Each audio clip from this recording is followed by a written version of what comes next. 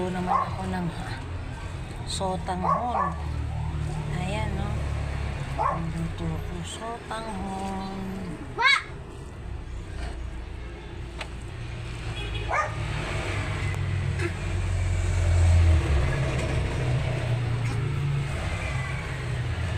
Pinagdagan ko ang gulay para marami makain ng mga bata na gulay. Ayan, oh. Sotanghon naman ang aming iluto. Ayan, hapunan.